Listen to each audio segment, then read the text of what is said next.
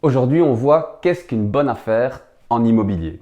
Alors au quotidien, c'est vrai que c'est une question qui nous revient souvent à nous, mandataires, agents immobiliers, conseillers. C'est quand on croise quelqu'un, on nous dit, tiens, quand tu as une bonne affaire, là, un petit truc sympa, pas trop cher, appelle-moi, hein, parce que ça me ferait plaisir, quoi. Ça, c'est vraiment quelque chose qu'on entend au quotidien, qu'on nous demande.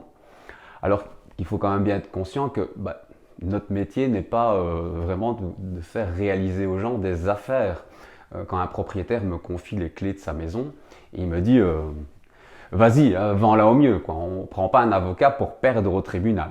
Et donc, mon métier est plus, oui, de faire des affaires, mais c'est d'essayer de trouver le meilleur acquéreur pour un bien.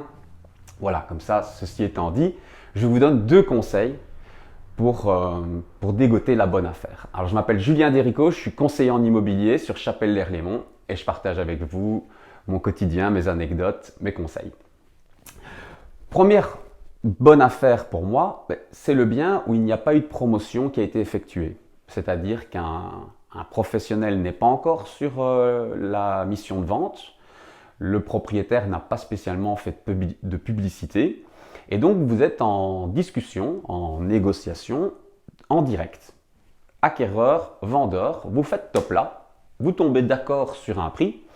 Quelque part, pour moi, félicitations, c'est une bonne affaire. Voilà, il n'y avait pas de promotion qui était effectuée, il n'y a aucune concurrence, et donc vous trouvez un terrain d'entente entre deux personnes. C'est parfait, c'est magnifique.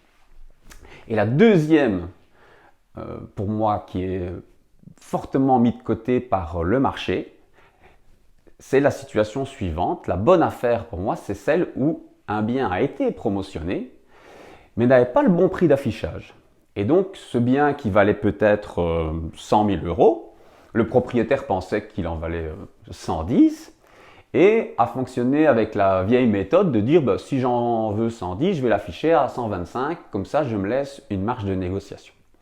Et en réalité, en l'affichant à 125, un mois, 2 mois, 3 mois passent, il n'y a personne qui vient la visiter, et voilà le propriétaire obligé de diminuer 2, 3 fois de prix. Et la plupart du temps, la réaction du public, du marché est la même, c'est la suivante, c'est de dire c'est qu'il y a un problème, c'est qu'il y a un souci à cette maison, je n'ai même pas envie d'aller la visiter.